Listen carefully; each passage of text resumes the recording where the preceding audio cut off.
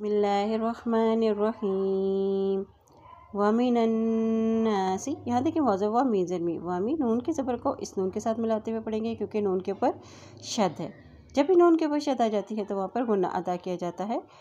وَمِنَ النَّاسِ